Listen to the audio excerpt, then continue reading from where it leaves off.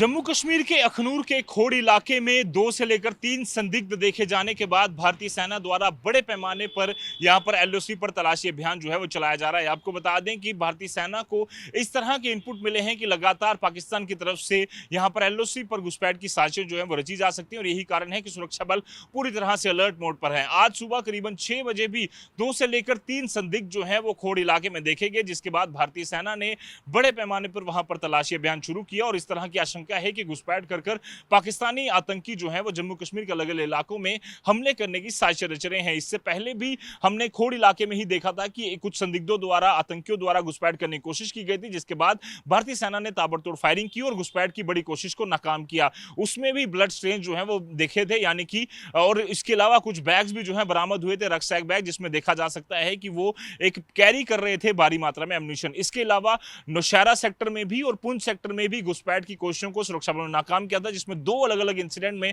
2 आतंकियों को घुसपैठ करते हुए ढेर किया। इसके अलावा अगर बात करें तो इंटरनेशनल बॉर्डर और एलओसी पर पाकिस्तान की तरफ से ड्रोन वाली साजिशें जो हैं वो भी यहां पर लगातार रची जा रही हैं। जनवरी महीने की शुरुआत से लेकर अभी तक मार्च तक करीबन 36 से ज्यादा यानी कि 3 दर्जन से भी ज्यादा बार ड्रोन की एक्टिविटीज जो है वो देखी गई है। ये साफ तौर पर दर्शाता है कि पाकिस्तानी आतंकी नई तरह की साजिशें जो है वो रच रहे हैं और अपनी मोडस ऑपरेंडी में लगातार बदलाव कर रहे हैं। हमने देखा कि आरएसपुरा सेक्टर में और बिश्ना इलाके में बड़े पैमाने पर जो ड्रग्स की खेप है वो बरामद हुई। इसके अलावा सांबा के गगवाल इलाके में भी एक ब्लास्ट हुआ। अभी तक उसको क्लैरिटी नहीं मिली है कि क्या वो आतंकी इंसिडेंट था या क्या था, पर बॉर्डर के नजदीक होने के नाते ये जरूर नजर आ रहा है कि पाकिस्तान की तरफ से भी ये छेड़छाड़ जो है वो की गई हो। ऐसे में पूरी तरह से सुरक्षा बल अलर्ट मोड पर है और एलओसी